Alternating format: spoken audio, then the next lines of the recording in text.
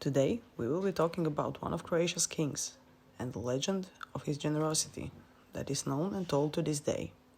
So, let's begin.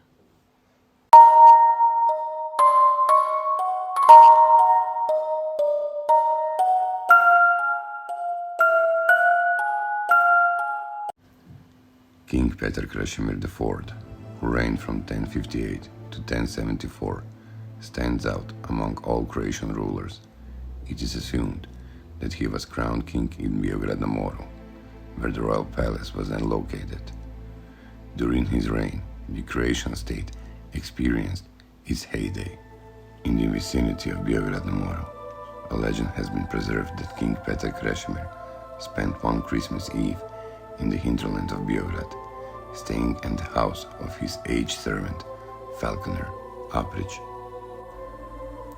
According to a legend, one year everything was ready for the festive welcome of another Christmas at the royal court in Beograd. The day before Christmas, the snow whitened the hinterland of Beograd. Delighted by this rare event, Krešimir wished to spend Christmas Eve driving in that area. The next day, on Christmas morning, the king, queen, their son Stjepan, and other entourage set out for a drive in the carriage. After a long ride in the harsh and cold air, they were hungry and thirsty.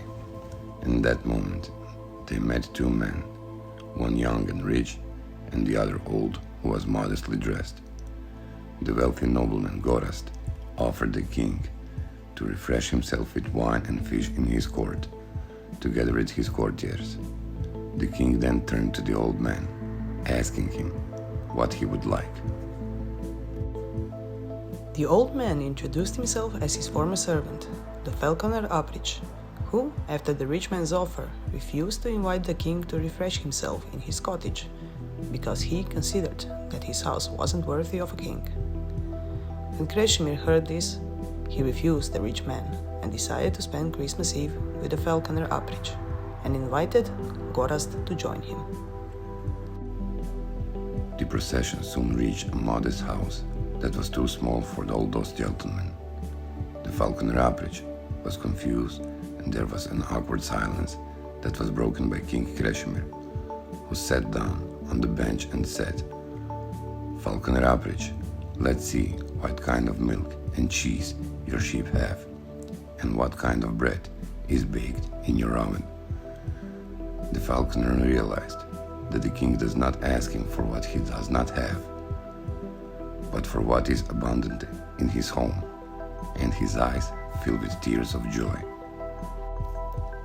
Until late Christmas Eve afternoon, the gentlemen talked and amused themselves in the falconer's cottage, and then they returned to the royal capital.